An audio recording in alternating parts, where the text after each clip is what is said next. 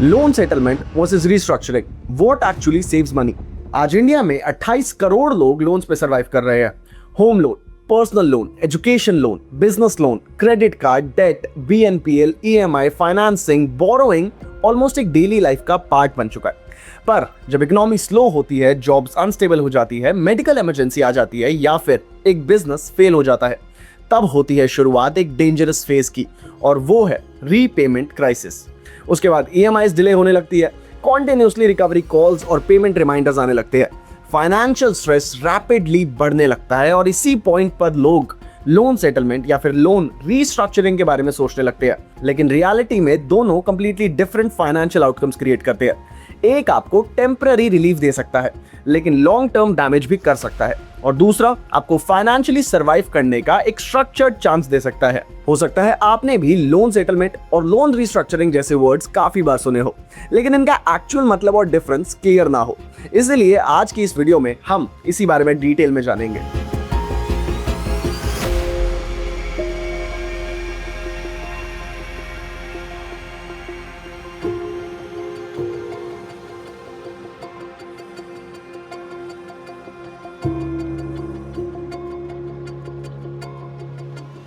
India में banking system loans को different categories में क्लासिफाई करता है। जब बोरोवर रेगुलर ईएमआई पे करता है तो अकाउंट स्टैंडर्ड होता है, लेकिन जनरली अगर 90 डेज तक रीपेमेंट नहीं होती, अकाउंट एनपीए यानी नॉन परफॉर्मिंग एसेट कैटेगरी में जा सकता है। आरबीआई के नॉर्म्स के अकॉर्डिंग बैंक्स को एनपीएस रिड्यूस करना इंपॉर्टेंट होता है। इसी वजह से रिकवरी प्रोसेस अग्रेसिव हो सकते हैं, और इसी एनवायरनमेंट में लोन रीस्ट्रक्चरिंग और लोन सेटलमेंट जैसे ऑप्शंस यूज होते हैं, लेकिन इनका पर्पस और इम्पैक्ट कंप्लीटली डिफरेंट होता है। लोन रीस्ट्रक्चरिंग का सिंपल मतलब होता है कि बैंक आपके एग्जिस्टिंग लोन टर्म्स को एडजस्ट कर सकता है ताकि रीपेमेंट आपके करंट फाइनेंशियल सिचुएशन के अकॉर्डिंग थोड़ा सा मैनेजेबल हो जाए। यानी बैंक ये समझता है कि बोरोवर टेम्पररी फाइनेंशियल स्ट्रेस या कैश फ्लो इशू फेस कर रहा है और उसे रीपेमेंट कंटिन्यू करने के लिए थोड़ी सी फ्लेक्सिबिलिटी की जरूरत है। इसके अंदर लोन टेन्योर एक्सटेंड हो सकता है, ईएमआई अमाउंट रिड्यूस हो सकता है या इंटरेस्ट स्ट्रक्चर चेंज हो सकता है। कोविड पीरियड में मिलियंस ऑफ इंडियंस ने रीस्ट्रक्चरिंग वर्ड पहली बार सुना था। आरबीआई ने पैंडेमिक के टाइम रीस्ट्रक्चरिंग फ्रेमवर्क्स अलाउ किए थे ताकि बोरोवर्स इमीडिएटली डिफॉल्ट में ना चले जाए। अब मान लो किसी बंदे ने 20 साल के लिए अराउंड 35 लाख का होम लोन लिया था और उसकी ईएमआई करीब 32,000 पर मंथ आ रही थी। सडनली उसकी जॉब चली गई या फिर सैलरी सिग्निफिकेंटली रिड्यूस हो गई। अब पहले जो ईएमआई मैनेजेबल लग रही थी वही हर महीने एक मेजर फाइनेंशियल प्रेशर बनने लगती है, और अगर वो डायरेक्टली डिफॉल्ट करता है तो पेनल्टीज और क्रेडिट स्कोर डैमेज स्टार्ट हो जाएगा। लेकिन अगर बैंक रीस्ट्रक्चरिंग अलाउ करता है और टेन्योर को इंक्रीज कर देता है तो ईएमआई में भी 32,000 से कम होकर 24,000 हो सकती है, यानी इमीडिएटली प्रेशर कम हो गया। Borrower technically still full loan ही रीपे करेगा क्योंकि उसे एक्स्ट्रा टाइम मिला है। इसीलिए रीस्ट्रक्चरिंग का मेन ऑब्जेक्टिव होता है बोरोवर को कोलैप्स होने से बचाना, ताकि बैंक भी अपना पैसा इवेंचुअली रिकवर कर सके। लेकिन यहाँ एक इंपॉर्टेंट कैच है, रीस्ट्रक्चरिंग फ्री रिलीफ नहीं होता।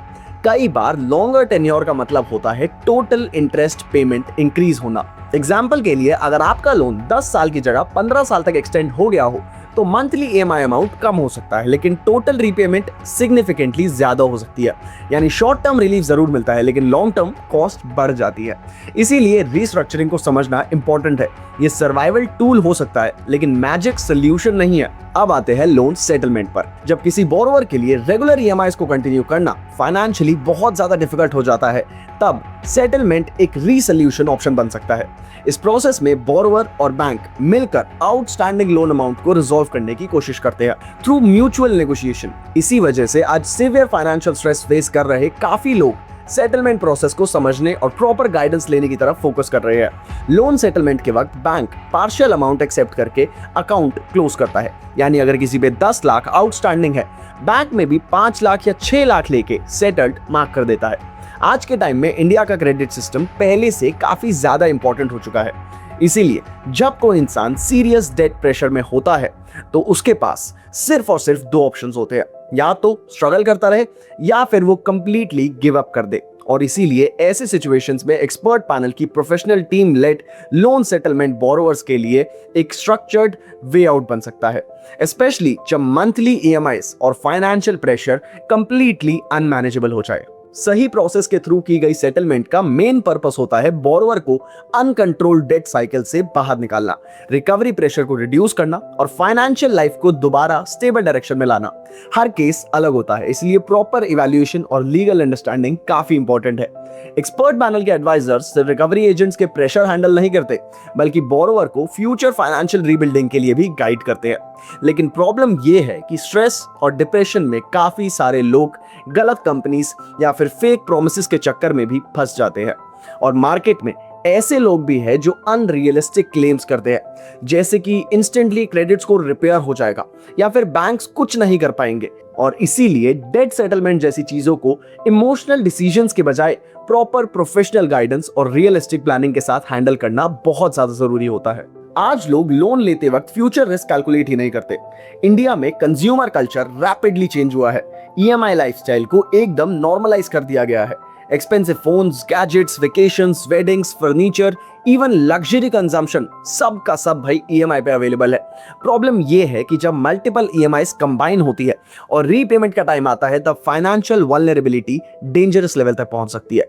सपोज किसी पर्सन के पास ऑलरेडी एक कार लोन है, क्रेडिट कार्ड ईएमआई और एजुकेशन लोन है, फिर उसने लाइफस्टाइल या बिजनेस के लिए पर्सनल लोन भी ले लिया। जब इनकम स्टेबल होती है तब सब मैनेजेबल लगता है, मल्टीपल ईएमआईज भी, लेकिन एक डिसरप्शन पूरे सिस्टम को कोलैप्स कर सकता है।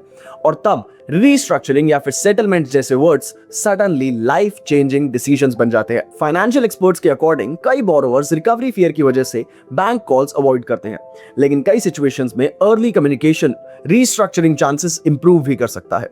बैंक्स भी हर केस में लीगल बैटल नहीं चाहते, उनका ऑब्जेक्टिव पैसा रिकवर करना होता है। अगर बोरोवर ट्रांसपेरेंट हो और रीपेमेंट इंटेंट शो करे तो नेगोशिएटेड रीस्ट्रक्चरिंग पॉसिबल हो सकती है। लेकिन अगर बोरोवर डिसअपीयर हो जाए, इग्नोर करे या फिर कंटिन्यूअसली डिफॉल्ट करता रहे तो लीगल एस्केलेशन के चांसेस इंक्रीज हो जाते हैं। एक और इंपॉर्टेंट डिफरेंस समझना जरूरी है। रीस्ट्रक्चरिंग जनरली रिलेशनशिप को प्रिजर्व करता है और सेटलमेंट रिलेशनशिप डैमेज करता है। जब बोरोवर रीस्ट्रक्चर्ड लोन रीपे करता रहता है, लेंडर के पर्सपेक्टिव से वो स्टिल कोऑपरेटिव बोरोवर है, लेकिन सेटलमेंट लेंडर को सिग्नल देता है कि फुल ऑब्लिगेशन कंप्लीट नहीं हुई। इसीलिए फ्यूचर लेंडर्स कॉशियस हो सकते हैं। लेकिन इसका मतलब ये भी नहीं है कि सेटलमेंट हमेशा गलत है। कुछ सिचुएशंस जेन्युइनली एक्सट्रीम होती है। Severe medical crisis, permanent disability, business collapse, long term unemployment, इन सब की वजह से कभी कभी बोरोवर रियलिस्टिकली फुल रीपेमेंट नहीं कर पाता और ऐसे केसेस में सेटलमेंट प्रैक्टिकल सर्वाइवल टूल बन सकता है। मान लो स्नेहा नाम की borrower temporary income loss face कर रही है, लेकिन फ्यूचर में रिकवर कर सकती है। उसने 4 लाख के लोन को रीस्ट्रक्चर करवाकर 5 साल से 8 साल तक एक्सटेंड कर दिया। इससे उसकी ईएमआई कम हो गई और वो डिफॉल्ट अवॉइड कर पाई, लेकिन ओवरऑल उसे रफली 1.1 लाख एक्स्ट्रा इंटरेस्ट पे करना पड़ेगा। पॉजिटिव साइड ये थी कि उसके क्रेडिट प्रोफाइल पर सेटल्ड का टैग नहीं आया। दूसरी तरफ राजेश की अगर हम बात करें तो राजेश का बिजनेस फेल हो गया और वो ऑलरेडी डिफॉल्ट सिचुएशन में था। उसने 4 लाख के लोन को 50% सेटलमेंट नेगोशिएट किया और 2 लाख पे करके अकाउंट को क्लोज कर दिया। इससे उसने रिमेनिंग ड्यूज और फ्यूचर इंटरेस्ट बर्डन से रिलीफ पा लिया, लेकिन उसके सिबिल स्कोर पर इंपैक्ट पड़ सकता है। कई केसेस में सेटलमेंट स्टेटस क्रेडिट रिपोर्ट में काफी टाइम तक विजिबल रहता है। अच्छा, आगे बढ़ने से पहले एक क्विक चेक, क्या आपको अपना क्रेडिट स्कोर पता है? अगर नहीं पता तो कोई टेंशन नहीं है, कमेंट करो expert panel and we will share a link for a free credit report with you. Loan settlement और लोन रीस्ट्रक्चरिंग के बाद बात करते हैं टेक्निकल राइट ऑफ की। ये भी सेटलमेंट का एक तरीका है। इस टर्म को लेकर बहुत कंफ्यूजन होती है, क्योंकि लोगों को लगता है कि राइट ऑफ का मतलब लोन माफ हो गया, लेकिन रियलिटी में ऐसा नहीं होता। टेक्निकल राइट ऑफ सिर्फ अकाउंटिंग पर्पस के लिए होता है। बैंक अपने बुक्स में लोन को राइट ऑफ कर देता है, लेकिन बोरोवर से रिकवरी का लीगल राइट उसके पास फिर भी रहता है। एग्जाम्पल के लिए मान लो अमित का लोन काफी सालों से एनपीए कैटेगरी में पड़ा हुआ था और रिकवरी नहीं हो पा रही थी। अकाउंटिंग नॉर्म्स को फॉलो करते हुए बैंक ने उस लोन को टेक्निकली राइट ऑफ कर दिया ताकि अपनी बैलेंस शीट क्लीन दिख सके, लेकिन इसका मतलब ये नहीं था कि अमित का लोन खत्म हो गया। बैंक फ्यूचर में भी उससे रिकवरी कर सकता था, लीगल एक्शन ले सकता था और ड्यूज डिमांड कर सकता था। अगर सिंपल लैंग्वेज में समझे तो सेटलमेंट में बोरोवर नेगोशिएटेड अमाउंट पे करके अकाउंट क्लोज करता है, जबकि टेक्निकल राइट ऑफ में बैंक अकाउंटिंग बुक्स में लोन हटा देता है, लेकिन बोरोवर की लायबिलिटी लीगली खत्म नहीं होती। इसके अलावा अब ये समझना सबसे जरूरी है कि लोन क्राइसिस कभी अचानक नहीं आता। ये छोटी छोटी फाइनेंशियल गलतियों से धीरे धीरे बिल्ड होता है, जैसे कि जरूरत से ज्यादा ईएमआईज लेना, इमरजेंसी सेविंग्स का ना होना, बिना सोचे समझे बोरोइंग करना, अनस्टेबल इनकम और बेसिक फाइनेंशियल अवेयरनेस की कमी।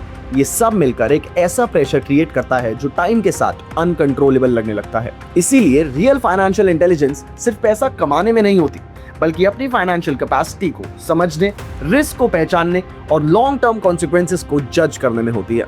क्योंकि लोन लेना आज के टाइम में बहुत ईजी है, लेकिन उसके बाद अपनी फाइनेंशियल स्टेबिलिटी और रेपुटेशन को वापस बनाना एक लंबी और पेशेंस वाली जर्नी बन सकती है।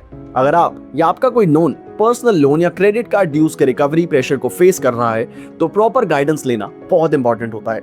ऐसे केसेस में स्ट्रक्चर्ड सपोर्ट और प्रोफेशनल एडवाइस काफी ज्यादा हेल्प कर सकती है। और अगर आप या आपका कोई नोन पर्सनल लोन या क्रेडिट कार्ड ड्यूज के रिकवरी इश्यूज को फेस कर रहा है, तो आज ही विजिट करिए expertpanel.org, and IIT-IIM founded company जिनके एक्सपर्ट्स ने 40,000 से भी ज्यादा लोगों को डेट से निकलने में मदद की है। अगर आपको ये वीडियो अच्छा लगा हो तो भाई कमेंट्स में हमें जरूर बताइएगा, और यहाँ तक देखने के लिए बहुत बहुत शुक्रिया। मैं आपसे मिलता हूँ किसी और वीडियो में किसी और नई इंटरेस्टिंग स्टोरी के साथ। तब तक के लिए अपना ध्यान रखिए एंड बाय बाय।